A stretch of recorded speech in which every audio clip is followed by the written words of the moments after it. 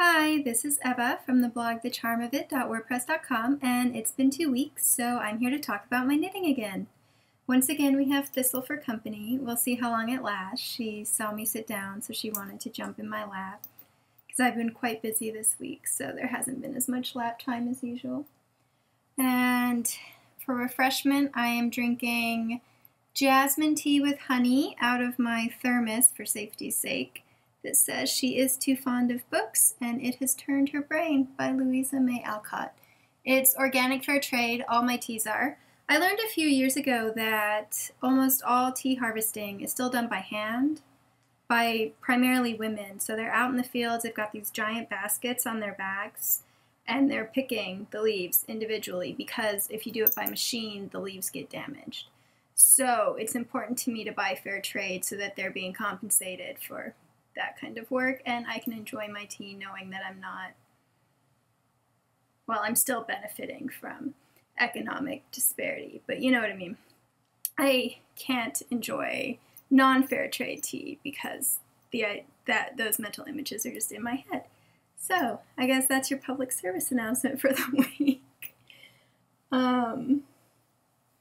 And I try to do more honey too because of the bee situation, and I'm excited now. I live in upstate New York. There's a lot of local honey and dairy and all kinds of local products to me, so I'm sure there were bees in Texas too. It just wasn't clearly marked at the grocery store like it is here. Moving on to knitting. I'm not wearing much knitwear today. It is quite chilly out. It's in the 40s, but I am instead wearing a secondhand cashmere sweater because it's a fine weight. I wish I could knit this finely, you know, the kind of tissue thin, but I can't. So I am wearing a Hammett hat. Yeah, this is a beret of my own design, but I took the stitch pattern from this really cute baby bonnet. Here, we'll see. It's just pearl bumps. And I took the brim style from the Kensington sock pattern, which is in the Book of Socks. And I used Ann Budd's basic tan pattern to adapt it all. It's out of Quince & Company's Lark, which is their worsted weight 100% wool in the color Fjord, which I really like. It's just blue enough to be a color. It's not navy blue. It's a little lighter and bluer than that, but it's muted enough that it functions as a pseudo-neutral in my wardrobe, and it goes with pretty much everything. I also have little mittens and a little scarf lip, but I'm not wearing those right now. I'm not even wearing hand-knit socks today. I'm wearing knee-high wool socks that I just got in the mail. They're made in the US, but winter is coming more quickly than I can knit knee-high socks. Oh, and I see Moth is behind us, so we've got the full ensemble, huh? Ready to talk about knitting. I will warn you that last week I knitted a lot, and this week I barely knitted at all because I've been working on getting my kitchen in order. I just kind of ignored it after I moved in. It's kind of typical apartment-y, you know, kind of cheap linoleum floors and dingy countertops and that like dirty beige color. I don't know why, because in the main spot the walls are really pretty warm white, so I don't know why the kitchen is different, but it was. So I just kind of ignored it. But now I've added lots of nice lighting and some decorations and gotten a table and chair for the end. I'd hoped to thrift one, but now that I don't have a car and don't drive, thrifting for furniture isn't really that doable. So I finally gave in and got one, ordered one, and now I really love it. So it was worth it, but it's been a lot of work this week, and it's cut into my knitting time. But so my first finished object is another little bunny. Oh, I even practiced this before I started recording, so I wouldn't be covering my face all the time. This is the Henry's Bunny pattern that I made 7 of for my niece, yes. And my mom sent me a video of her finding the 7 bunnies, and she was so thrilled with them. And she found them when her best friend Mackenzie was visiting, so Mackenzie is in the video as well, and she looked really sad. So I decided she needed her own bunny, so I used some of the leftover brushed baby alpaca to knit up another little one. I've got the pattern memorized at this point, And Mackenzie has blue eyes, so I gave this one blue eyes. I think it's actually fjord, and apparently her favorite color is pink, so it's got a pink bow tie. And it's ready to be sent off to Texas, and I will do that soon. I was kind of saving it to show you guys since I didn't get to show you the 7 ones. Isn't that the sweetest pattern? Trust me, I'm not good at stuffed animals, so the cuteness of the little round belly and the little tail and the little face, that's all the pattern writer. It's a free pattern too. And then, so, you know, my niece, she would probably be sad if a package arrived with nothing in it for her. And Prairie Girl Danny has been knitting these really cute little mice. It's the Marisol mice pattern, so I decided to knit one as well out of the same furry yarn. So here she is. She's got brown eyes like my niece. And I followed the pattern, but somehow, here I will undress her. Okay. Here she is, plain. So she's really cute, but she looks like a little newborn mouse, and see how skinny she is. I swear I followed the pattern. I even like triple checked the stitch count because Prairie Girl Dannies are much plumper, so I don't know. I'm sure it was user error. Anyway, my niece is not a huge fan of skinny little animals, so that is why I made her a dress. Plus, I really enjoyed, when I was younger, I crocheted a lot, and I really enjoyed crocheting clothes for my Beanie Babies. It was the Beanie Baby craze era. I think I had like 103 of them. And the cats were always in charge. Anyway, so I pulled out some of my leftover fjord yarn and the leftover brown yarn from the bunnies I've been knitting my niece because her favorite colors are blue and brown. So I just knit up a little pinafore dress. I made it up, and it's pretty easy to get on and off. I just braided some of the blue yarn to make the sleeves and straps because I didn't want to have to deal with it. And then I accidentally wove in the color so that it showed, so that's why there's a brown bow now. It's all about distraction. And so she looks much plumper when she is wearing her dress. And then I did a little headband, once again just out of a braid, and it's up to my niece whether she likes her with the headband or not, but I think it gives her a certain amount of personality. I've never knit her anything with clothes, like any stuffed animals with clothes before, so hopefully she will enjoy that. I really like the palm-sized stuffed animals. I think that they're very satisfying. They're satisfying to knit, although these arms and legs are fiddly, but they're also really satisfying to hold, so the bunny is like that too. Maybe I'm just biased because I have little pets though. Huh. Okay, so my only other completely finished object are my Ant Wife socks, and they're not completely finished because I haven't woven in the ends yet, but you know, the knitting is finished. I really love how these turned out, and I knit them for the Sock Knitters Anonymous October theme, which all their themes run 2 months, and it was the underappreciated patterns. This is a free, so it had to be patterns that had less than 15 projects. And this is a free pattern, so I'm really surprised it was underappreciated. I highly recommend it. It's mirrored, which is just one of those nice subtle touches that I love. And it was a really fun knit, very organic, so it was quite quick to memorize and figure out, but there was just enough interest that you didn't get bored. And it will be really easy to adapt to a variety of foot and shoe sizes. So this is the Rusted in the Rain pattern, and it's, hang on, I should have brought up Ravelry. It's by Anya, but she just changed her designer name to something more Anglophone friendly because she's the German designer. She reassured me in the comment that I did not do terrible with her name. Okay, Annie Fisherman, that's what she changed her designing name to. So, and you can always find everything on my Ravelry page with links and stuff. I guess you would need to know basic top-down socks to do this because you need to pick your own heel. But other than that, I really like the ribbing that she chose. It all just goes together very well. I added a little purl bump right before the toe decreases, just on the top, not on the bottom. And that is the only change that I made, I think. So yeah, these are out of Quince & Company's Turn, which is their fingering weight wool silk blend in the color Barnacle, which is a very cool brown. And I've already worn them, even though I haven't woven the ends in yet. I need to get them photographed though, so. Okay, so on to works in progress, I suppose, but I have a couple half-finished objects. I've begun my Christmas knitting. Let me take a break. I don't do much Christmas knitting because I would rather just knit gifts for people when I feel like it and not have a deadline and send them the gifts. And usually I send them to them around their birthday, or on their birthday I tell them I'm knitting them something and then it arrives within a couple months. So I like the laid-back gifting approach. But worsted weight mittens go quite quickly, and there's this pattern for they're actually socks, and they're lizard socks. Hang on, let me find it.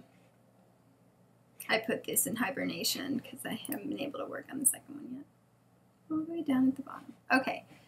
It is called Lizard Socks. That works by Bita Zock, another German designer, and they're the most incredible color work lizard socks. I love them. I want to make myself a pair of these socks. But for now, I'm adapting them for mittens because one of my really good friends here who does a ton for me and is really fun, he's a biologist, and his wife assures me that he does not watch my knitting podcasts, so I can talk about it.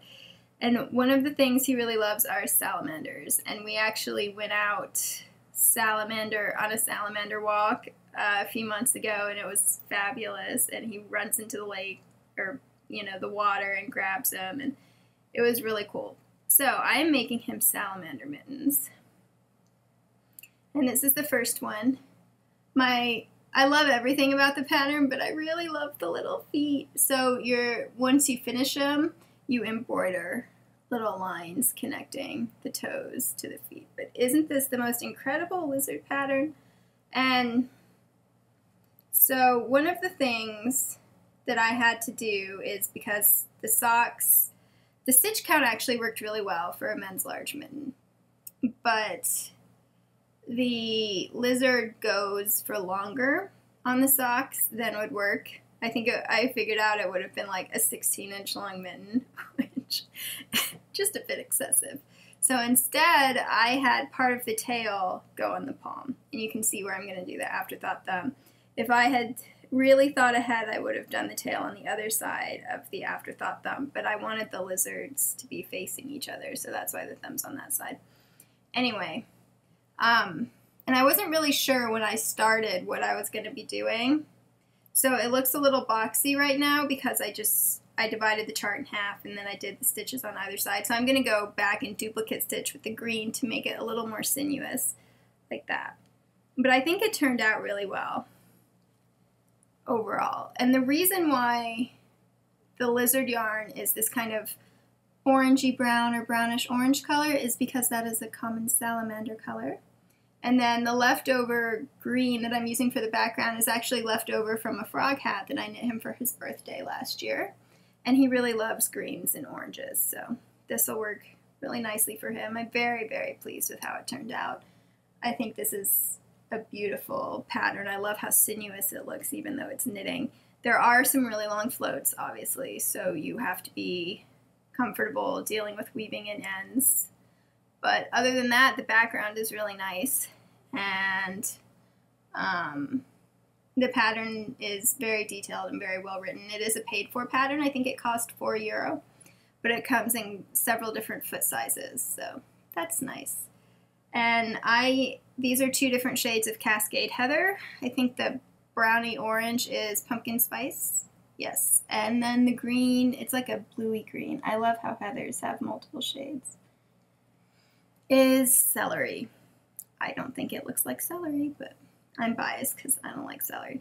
And down at the bottom, I purposely did a pearl bump kind of thing on the cuff because I thought it looked kind of reptile-ish. So we'll see if I leave that or not. So this is the prototype. I haven't been able to knit the second one yet because my neck and shoulders have been hurting quite a bit, and when my neck and shoulders hurt, I can't knit from charts where I need to really follow along and there's a lot of stuff changing, because then, you know, your head's like this. But there's still plenty of time for Christmas. I want to say this only took me a week, maybe no, 4 days. And that was with having to rip back after I started the first time and realized that starting at the tip of the tail would make a really long mitten. I find color work, especially color work like this, where you're waiting for an animal to appear, incredibly addictive. And then worsted weight, even when you're knitting at a tight gauge, tends to go quickly. So yeah, I'm super excited about giving these to him. And then my other half-finished object, don't catch, last time I showed you my Cloudy with a Chance of Kittens hat, and I mentioned I was going to knit gloves to match, and I thought I'd be casting them on right away, but I cast on the mitten first, and then I made the stuffed animals, so I finally cast them on, I think last week,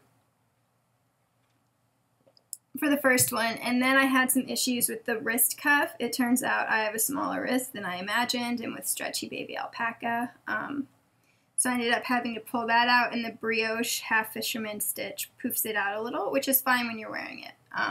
Anyway, so then I did the cuff, and then I wanted to do a different style gusset than usual, so for a variety of reasons, I knit these slowly at first, but I finally got over all those humps. So now I'm done with the first one, and I wove in the ends this morning.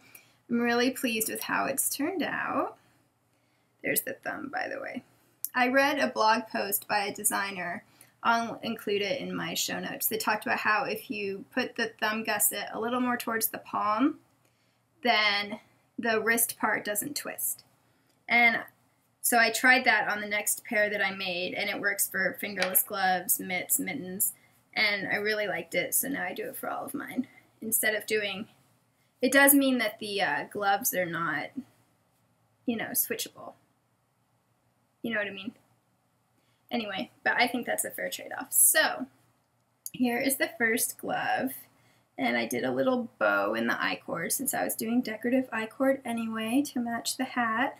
I mentioned that this is half fisherman brioche, and this time I did the brioche stitch right-handed instead of left-handed because I'm a bit of a tighter knitter, and by tighter I mean I knit at a normal gauge, like what designers call for, whereas when I knit with my left hand I usually have to go down a couple of needles. And that worked really well. And then I knit everything except the I-cord edging on size 3s, which makes a really nice fabric. Okay, hands look kind of funny in gloves, don't they? And this is 80% baby alpaca, 20% acrylic. It's the Knit Picks Reverie yarn in Porcini, which is a really pretty neutral color, like a pinky brown, taupey kind of color. It'll go with a lot of my wardrobe. And my hands love wearing these because they're super warm. They're like little ovens. So I cannot wait to finish the second one and be able to wear it as a set. And I have some conductive thread, which I mentioned last time I got it on Amazon. And I'm going to put it in the thumbs and fingers so that I can continue to use my smartphone even with gloves. And yeah, so I have really short pinkies, which I just assumed everyone had really short pinkies. And whenever I buy store-bought gloves, there's always like an extra inch. And I just assumed that that was manufacturers. Oh, sorry about the cut. I had some issues assembling my table. Anyway, I always assumed that manufacturers were just weird and incompetent. But no, it turns out most people have much longer pinkies. I think I realized that when I got to college or something. So what I like about knitting my own gloves is that my pinkies don't have lots of extra space. I still need to block this, but I like how soft and fluffy it is, and I think I'll still have a decent amount of maneuverability in these. So yeah, I'm really pleased with how the bow turned out. It's like a subtle bow. So I need to cast on for the next one. These didn't take much yarn at all. Well, I was going to show you what's left of my ball, but it seems to have run away. Okay, so those are those works in progress. Oh, and then also this pinky is extra funny because it got broken when I was little and we didn't realize it was broken, so it healed crooked. And the doctor said he could re-break it and splint it so that it would heal straight. And I said, no, thank you. So quirky pinkies all around. My next work in progress is one you've seen before, and that is the Antiquarian Scarf. This is based on the Anya scarf pattern by, hang on, I hope that clicking isn't too loud. I'll listen and check, and if it is, I'll stop clicking for the next episode. Zari Zaman. Okay, so I've used about 2/3 of my skein at this point. Is it skein or skein? I don't actually know.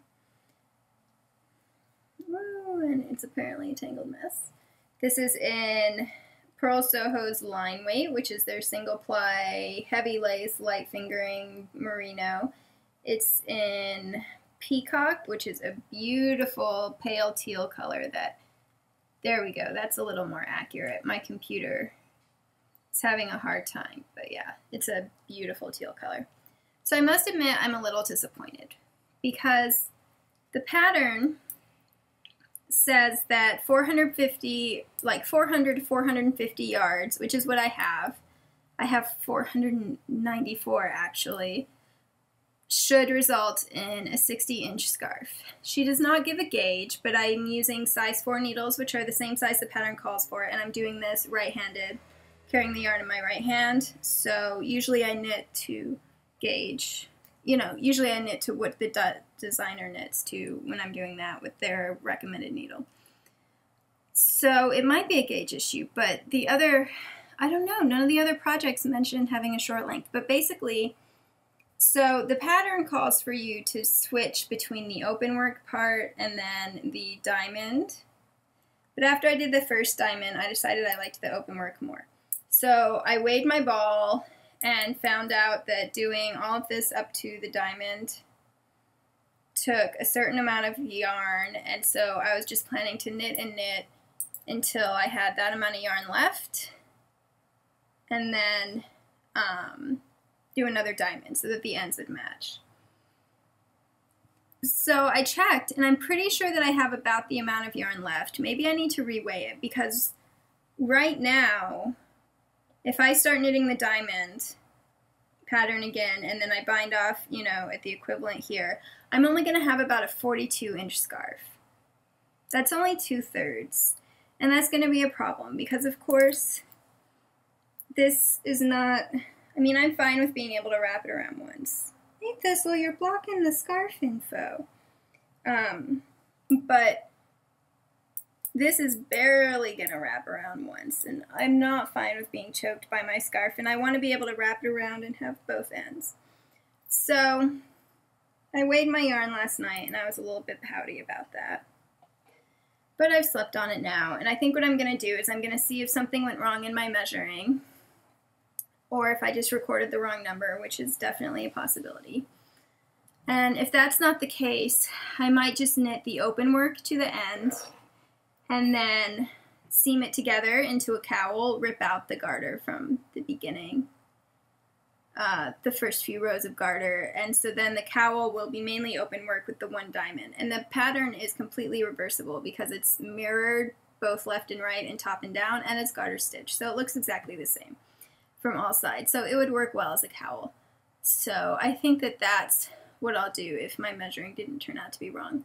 I'm a newbie to knitting neckwear, and I have run into quite a few issues as far as yardage and size and all of that goes. I think I prefer my neckwear larger than a lot of knitters.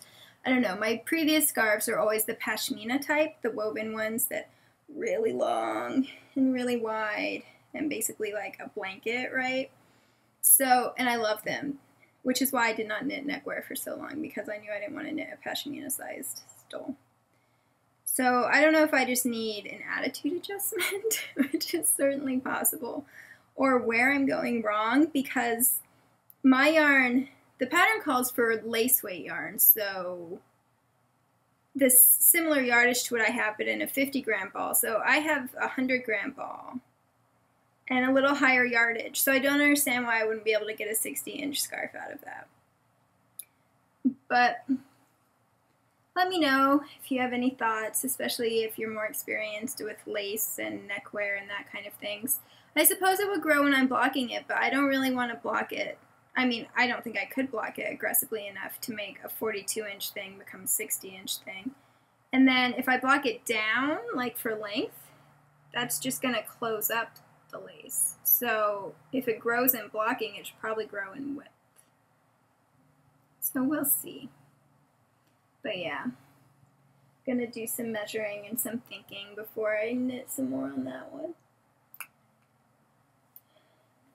One more project that you've seen a lot. I fully expected to have this done and wearing this for this podcast, but then the kitchen happened, and really I've had almost no knitting time this last week. So I thought about doing a rush job last night and this morning, or putting off filming for another day, but ultimately I knit for enjoyment, and so I didn't want to be like resenting my sweater because I was trying to knit it too quickly or knitting it when I really didn't feel like it. Because when I'm exhausted, I just want something that I'm in the middle of so I can just pick it up and go. Anyway, I am very, very close to being done. So I finished the second sleeve. I did most of it when I went to a Halloween party that my friends had. It was like a movie viewing party. So that's perfect sleeve knitting because I could do it in the dark. So second sleeve, waiting to be seamed in. It's blocked. I had to block it. So while I was waiting for it to dry, I like to block before I seam. So that once it's seamed in, I can try it on and know whether it's going to fit or not, basically. I began, Frankenstein Sweater. I picked up for the button band. That's what I did. And I knit the button band, just in 1x1 twisted ribbing, like the waistband. I did the same tubular bind off, but okay, so for the waistband, I had to pay really careful attention on my tubular bind off to make sure that it would stay stretchy, because tubular cast-ons are stretchy all on their own, but the bind offs, I found if I don't pay attention, I don't know if this is just me or if it's the way the bind off is done versus the cast-on, they're not stretchy. And since I was incorporating quite a bit of negative ease into my waistband, I knew that it had to be super stretchy. So, flash forward to the button band, and my exhausted brain thinking, awesome, it's a button band. I don't have to worry about making it super stretchy because it doesn't need to stretch at all. So this is what happened. And in case you don't know, the final stage of the tubular cast-off is Kitchenering, your stitches together.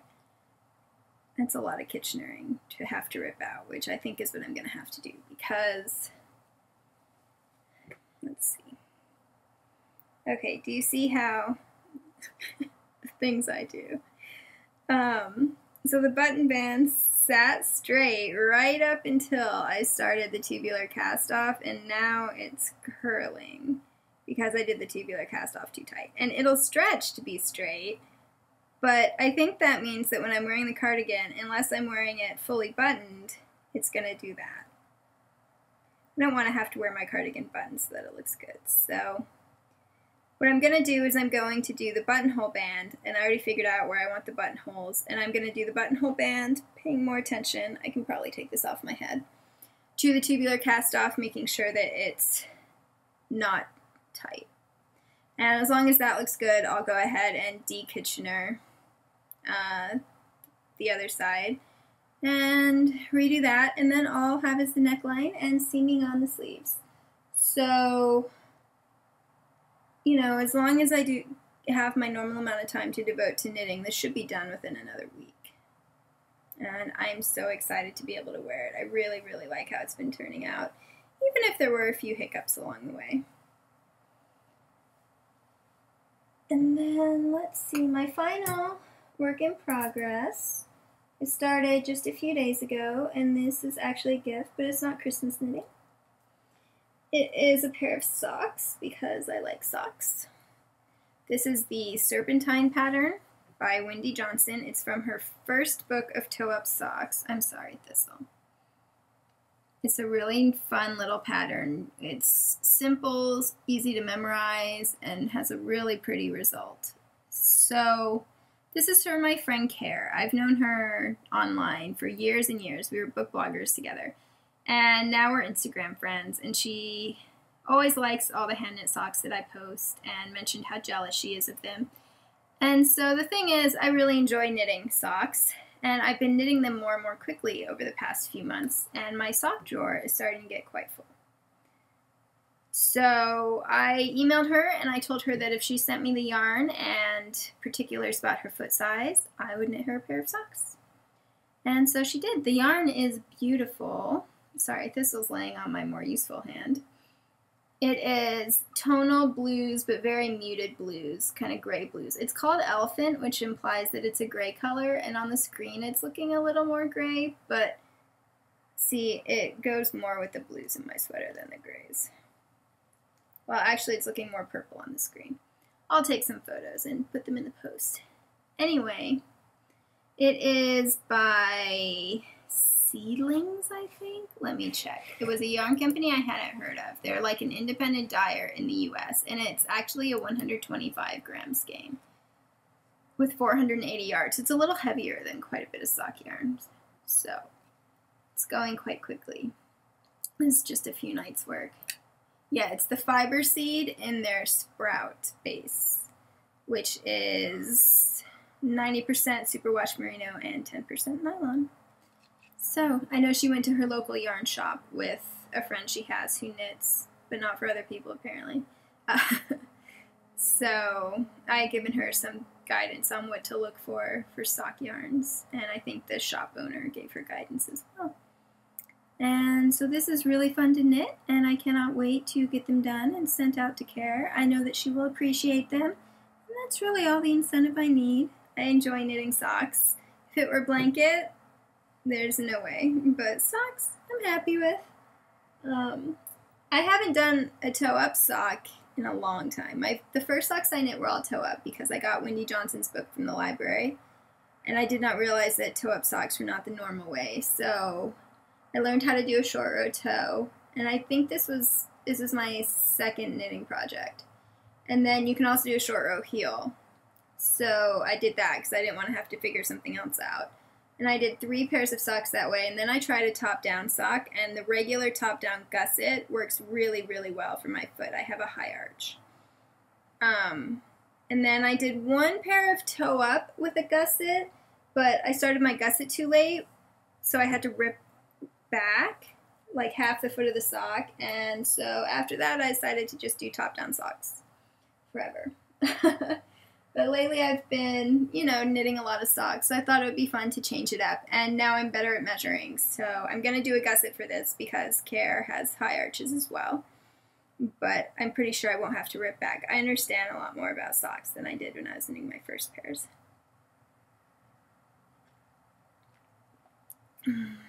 And Wendy Johnson's first book, I think it's just called Toe Up Socks, has really helpful photo tutorials of how to do all different kinds of heels and toes for toe-up socks and bind-offs, and I definitely recommend it if you're interested in trying that out. This is the first time I've done the Judy's Magic cast-on. Oh, would help if the attached yarn. Okay. I told you all the other pairs I did were short row toes. I can't remember why I decided a short row toe would work best.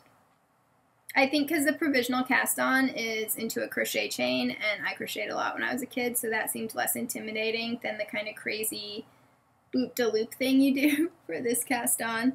So I was a little nervous since it was my first time doing it, but it went really well. I just followed the directions on Judy's website, and I was tired, and it was late at night, and I had low lighting, and it still worked, so I think it's a little fussier with double-pointed needles than it would be with magic looping, just because when you first start, you've got 4 needles in that tiny little space, but it evened out quickly, and I like my DPNs too much to worry about it.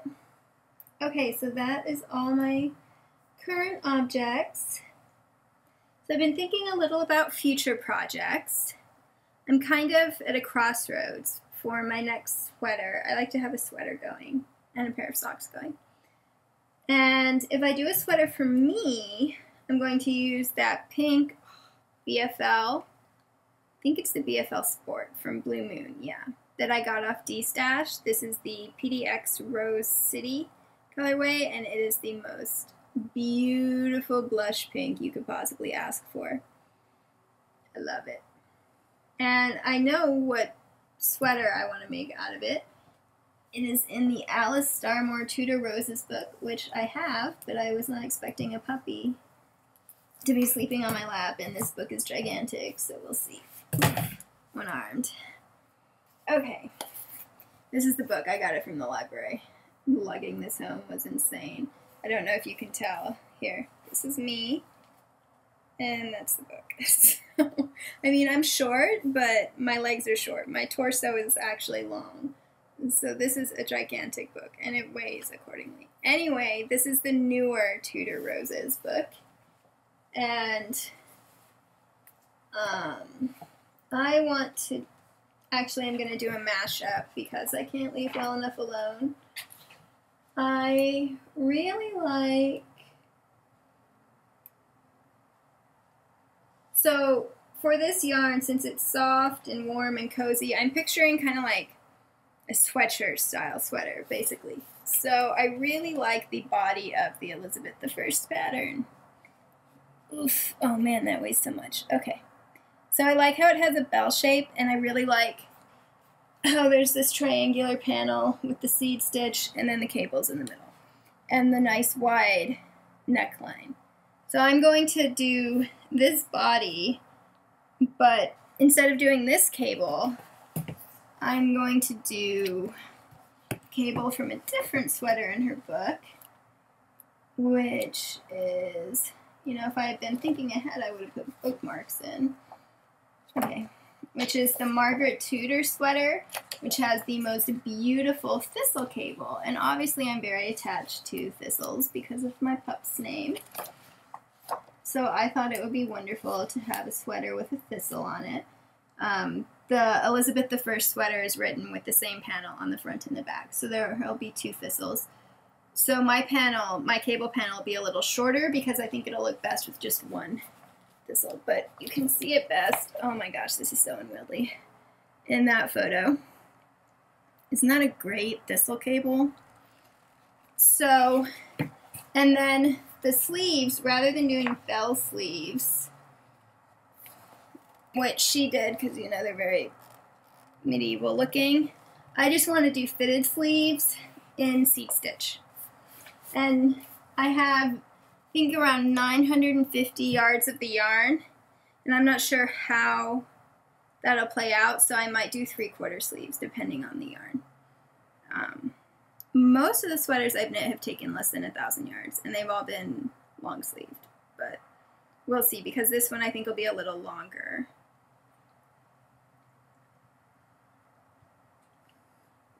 Anyway, so I'm very excited about that. So that's going to be the next sweater I knit for myself, but I don't know if I'll be casting that on right away, because the other Christmas knitting I might be doing, this is the swatch for it, and this bright blue color indicates it is not for me. Look, I don't look good in brights.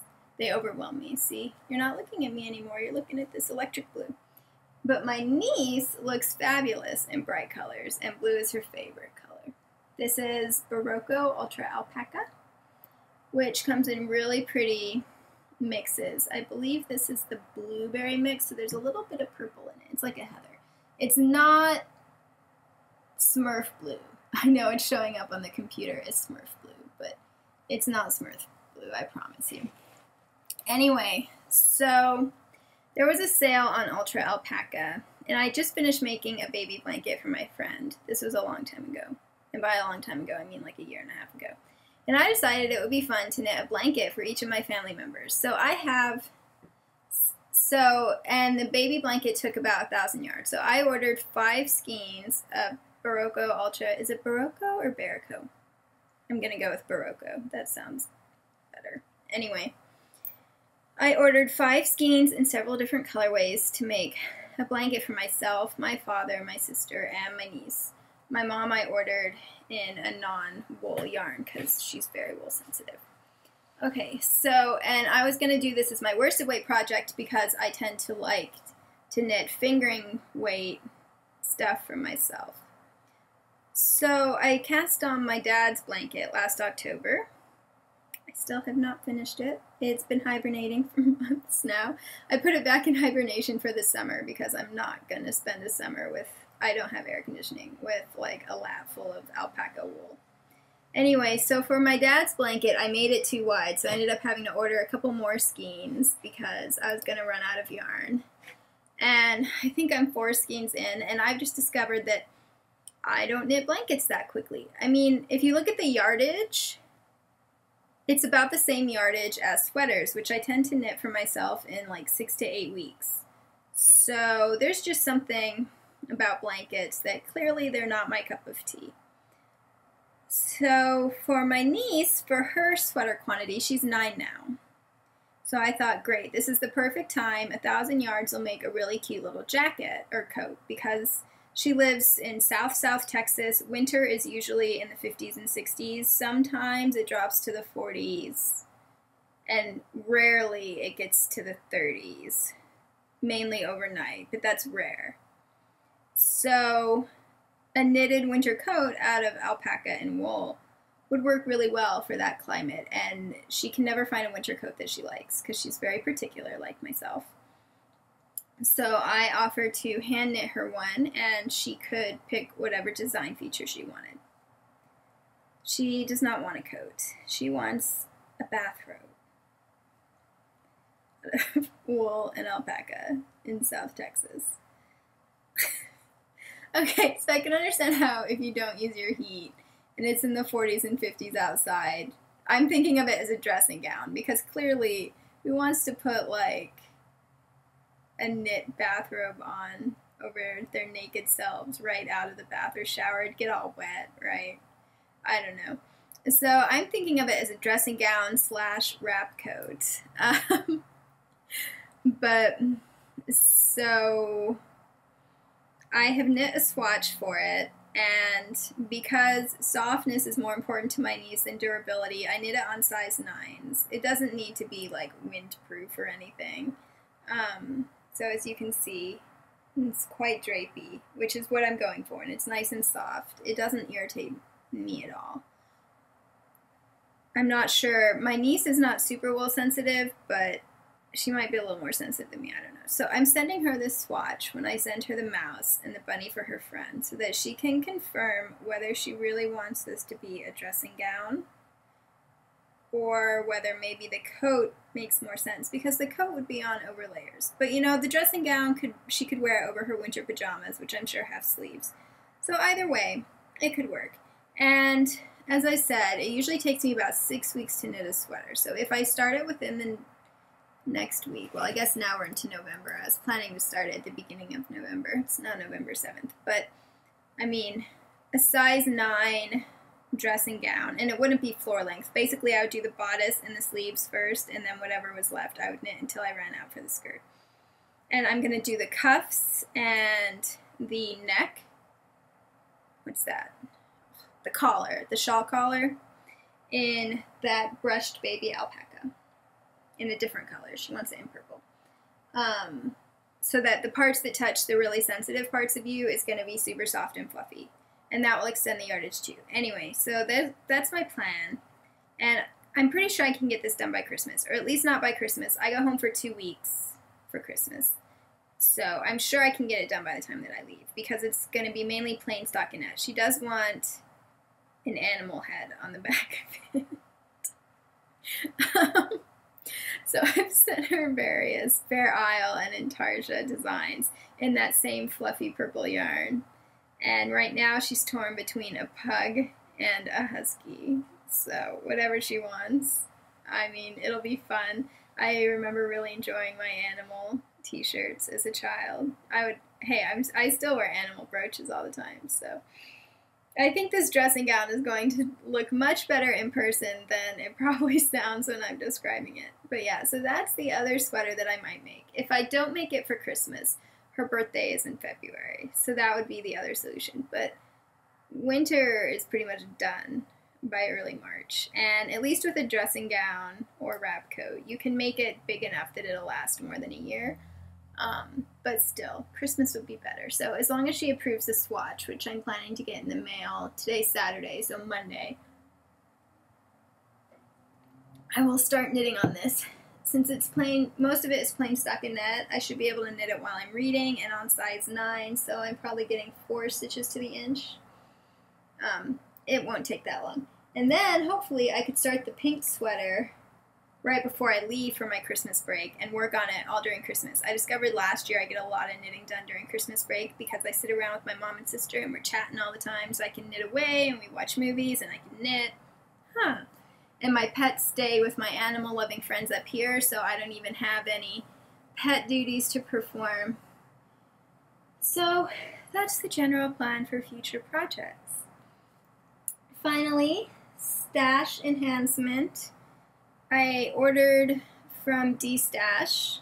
It's a skein of Cascade Heritage Silk, which is their superwash wool, I think merino wool, silk sock blend in pine green, because I want a pair of green socks to match my boots, and at the time, Quince did not have a green in this color suitable for socks. Of course, like 2 days ago, they released a green that would have been perfect, but that's okay. So I got this in D-Stash, and I got it because right now the Solid Sock group is having a mystery knit-along by a designer who I love all of her other socks, and this particular design that she's doing now is inspired by tree roots. So I thought it would be very interesting for me to try a mystery knit-along because I am a details person, as you might have noticed, and I like to be in charge of my knitting, and I am quite particular about how the yarn and the color and the stitch patterns all interact. So I thought it would be interesting for me to cede that control.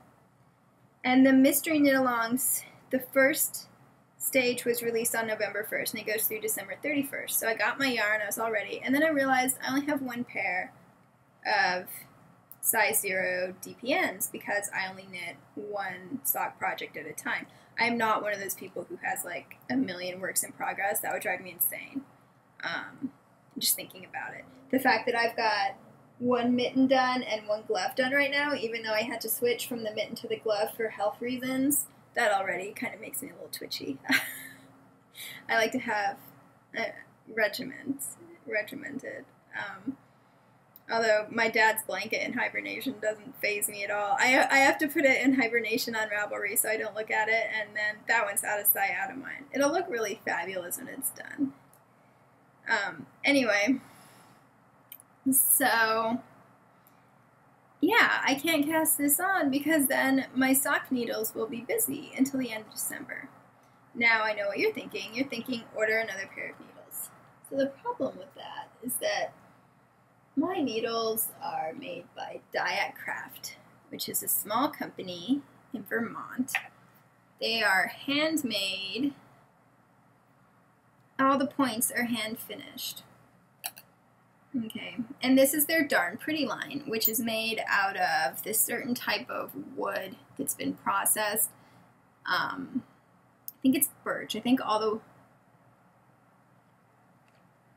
it's birch that's been processed in some way, and it comes in all these colors. My colorway is apple. Yes. So I have these needles in DPNs 0 through 8 and circular interchangeable sets 4 through 9 in 3.5 inch tips and 5 inch tips. They didn't make them in smaller interchangeable tips. So these are the needles I use for almost everything. I love them.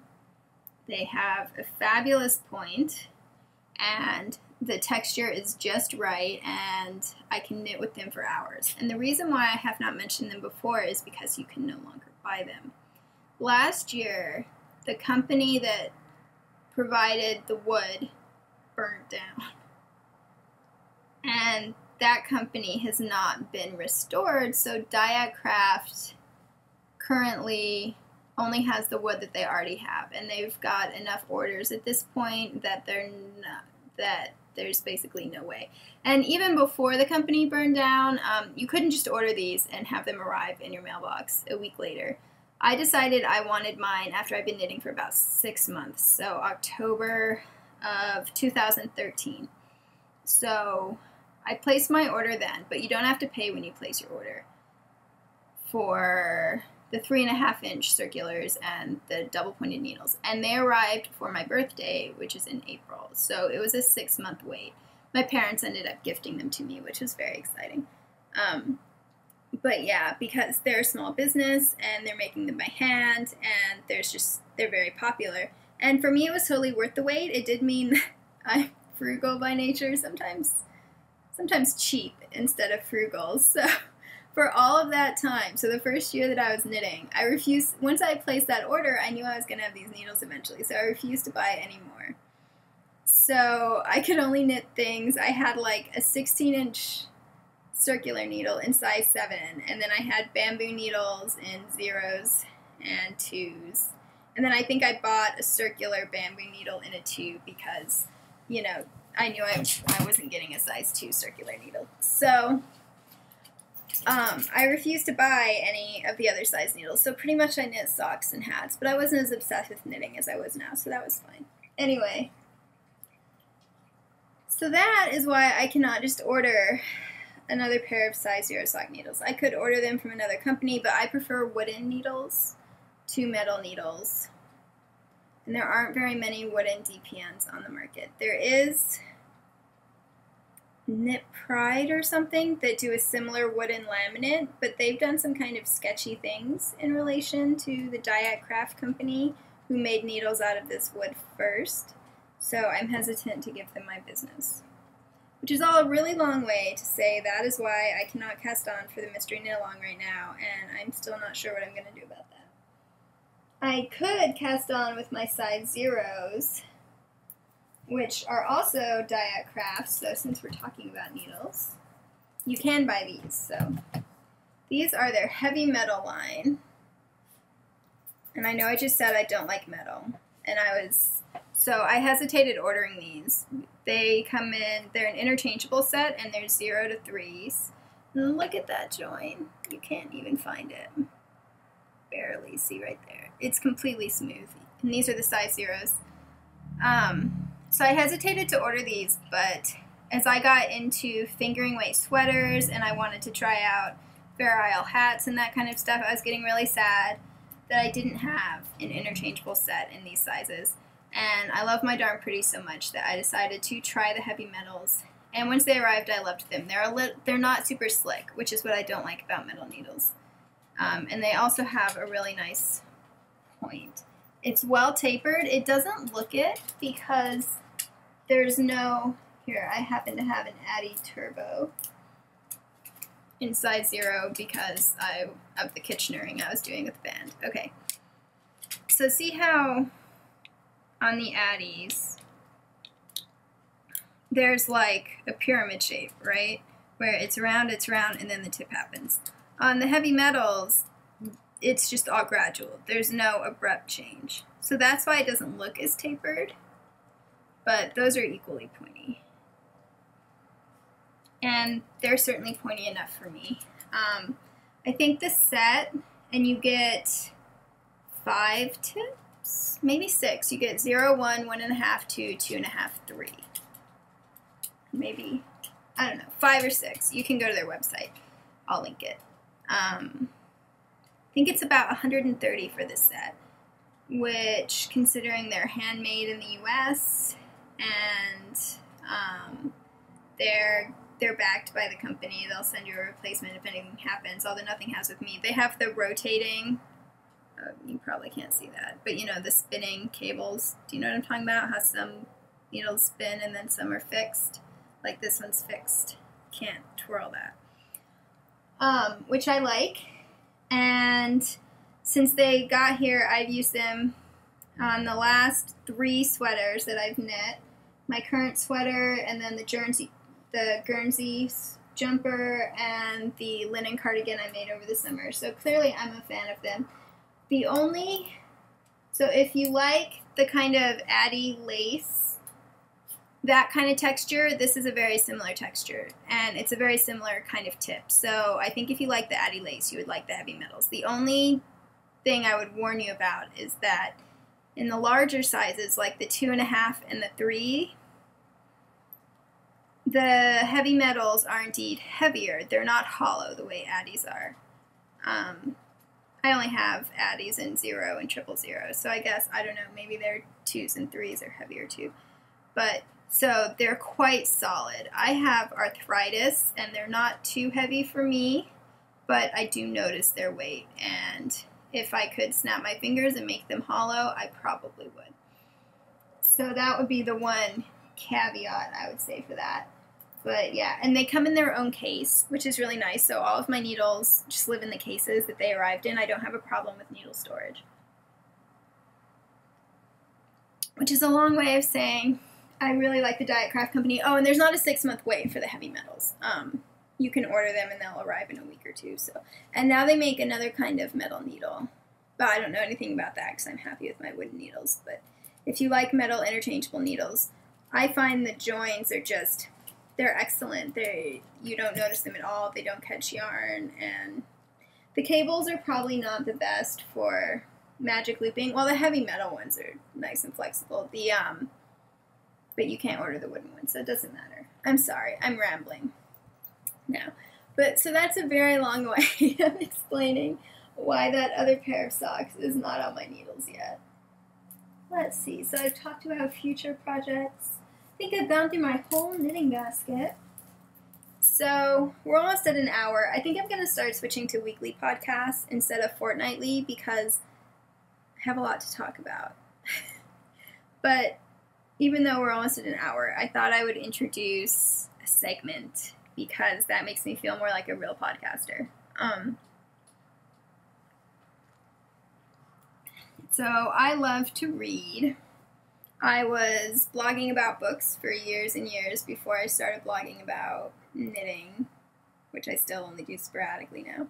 I need to work on that. Anyway, reading is my first love, and I've always been bookish.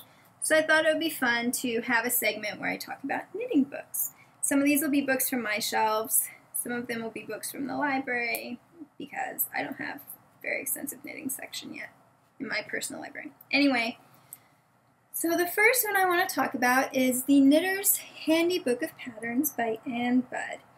Basic designs in multiple sizes and gauges. If you are like me and you like to kind of make up your own things using stitch dictionaries, I use the free online one at knittingfool.com, but I would love to have copies of some of the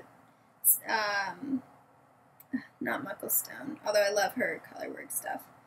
Barbara Walker, the Barbara Walker treasuries. Oh, I'd love to have those for my shelves. I check for them on Better World Books, which is my favorite used book website, but they have not appeared, so I'll probably put them on my Christmas list and see if Santa wants to bring them to me.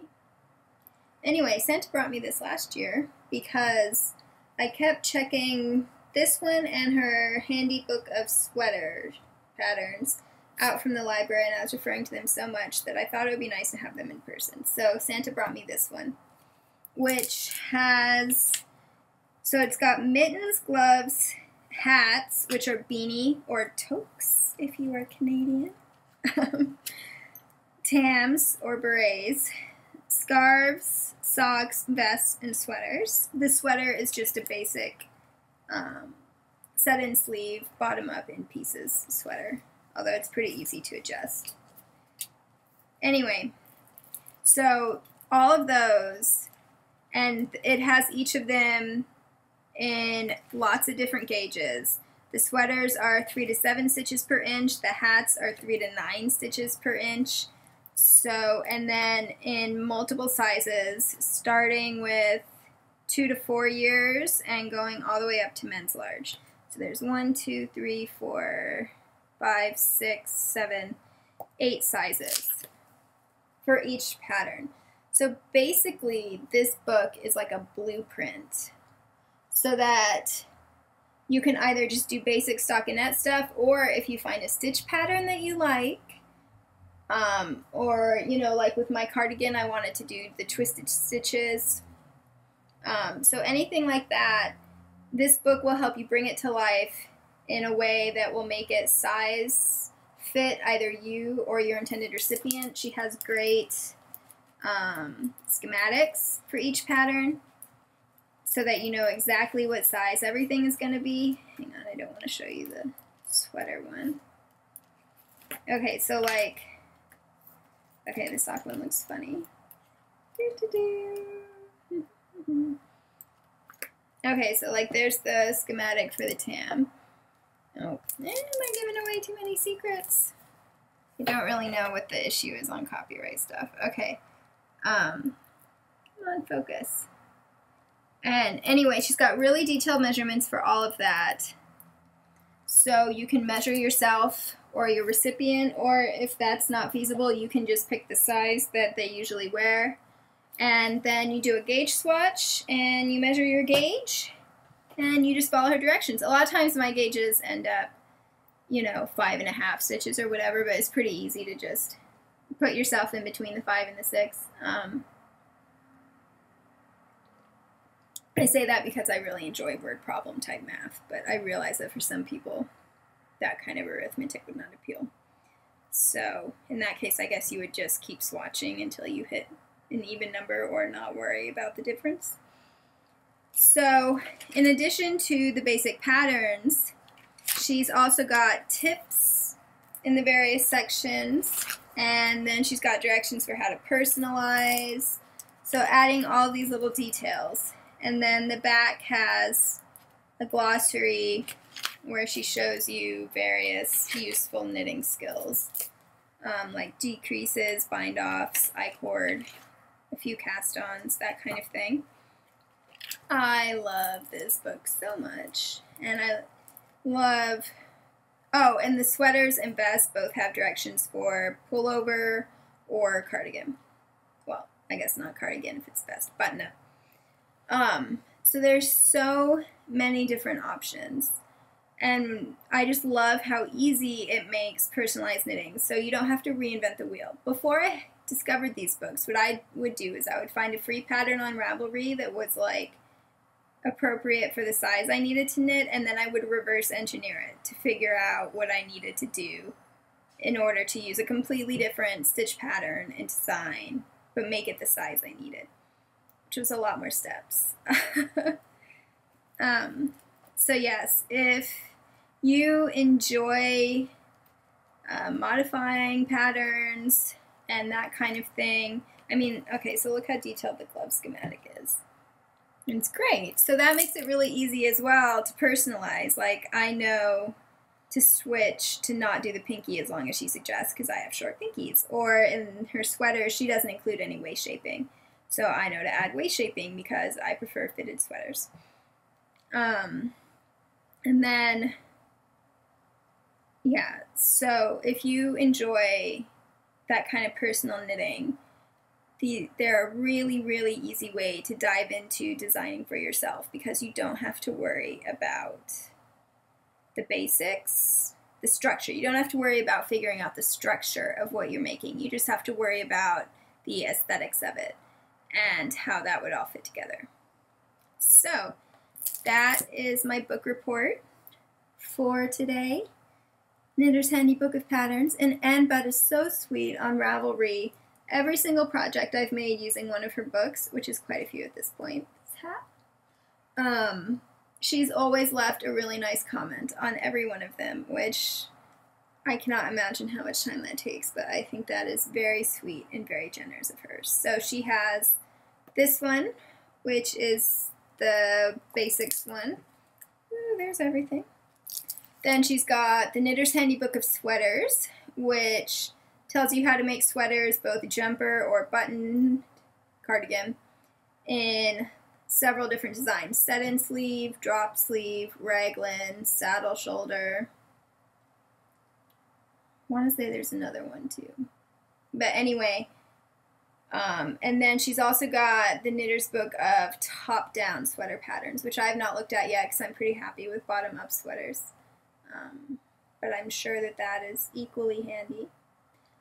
I reach for this book all the time. It's what I've used for making sure that my dad's mittens, you know, were going to fit. It's what I've used for my friend's mittens that I'm making now. It's what I'll use for my niece's pattern, my niece's dressing gown. So yeah, and so her sleeve caps work really well. If you're interested in making your own sweater and you're good with the body, but then you have to figure out what to do about the sleeve caps and the shoulders. They work best if you follow them instead of suddenly deciding you need a longer one. So yeah, I would highly recommend that. I think it's a great deal. I think you can find them used sometimes, but even at list price, it's $25. Which, considering one pattern on Ravelry, if you buy them, retails for what, $6 to $7? And this lets you do your own patterns in a million different ways for any recipient, really, that you can dream up in any weight yarn. Pretty much a steal. So, thanks for listening to me. Oh, I almost forgot. So, Vanessa of Kill to Craft, she has a video podcast that I really enjoy. She's from Yorkshire, and I really enjoy listening to her accent, and she always knits fun projects in lots of bright colors, which, even though I don't wear them, I enjoy looking at them. Anyway, she was really nice and gave me a shout out, which made me feel like, I don't know, somehow I was really joining the knitting podcast community, so that made me smile. And so I guess I just wanted to thank her for that. And I mentioned earlier that I made the mouse because of Prairie Girl Danny, and in case you don't know what I'm talking about, the Prairie Girls Knit and Spin is an audio podcast that was my first podcast. Well, my first knitting podcast. It was like my gateway drug.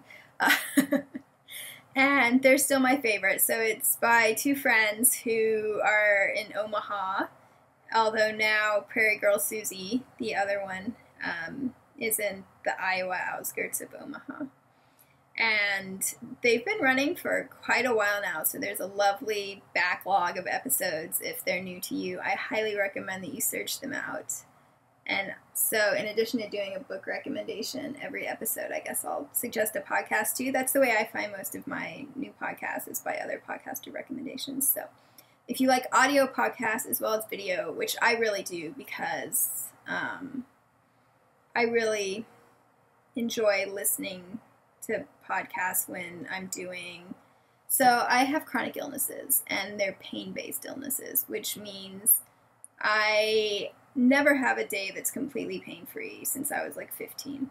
And basically every task I do during the day, every like thing you do in order to live, whether it's just basic life things or things you do for fun, those all hurt me to various degrees. And I say this not because I'm looking for sympathy, but to explain that for me, and it's the kind of pain that Advil isn't going to fix. So for me, listening to audiobooks and audio podcasts is a way that I manage my pain because it distracts my brain. So that is why I go through a lot of audio podcasts, because a lot of times you can't watch a video, right? So I save my knitting video podcast for when I'm sitting on the couch knitting. But the audio podcasts I listen to a lot. So that's why I like the Prairie Girls so much. They make me laugh. And yeah, as I said, they were my gateway drug. They're how I found knitting podcasts, and really kind of am starting to get to know the whole online knitting community, which is a fabulous one. So if you enjoy audio podcasts as well, and you have not heard of them for some reason, definitely check them out. Prairie Girl Danny now has a yarn dyeing business as well called One Twisted Tree, and I follow her on Instagram, and the photos she shows of her yarn is beautiful. So yes, definitely look into that as well. And now I've probably rambled awkwardly. Look, when I get tense, I start messing with my fingers. So I still feel very much like, you know, a newbie at knitting podcasts. I'm not really sure what the etiquette is or not, but that's one of my favorites. And I will let you guys go now. Moth has made a little more of an appearance. Yeah. Are you going to come sit in my lap now too? Well, I will let you guys go. Oh, let's see, is she going to come up? She's going to stretch first. Yeah. You want to come see the camera? No, she's going to go talk to the dog instead. So, maybe she will come. Oh, wait, now she's thinking about it. I might edit this out. There you go. Now you can see her a little better. The computer desk is one of her domains.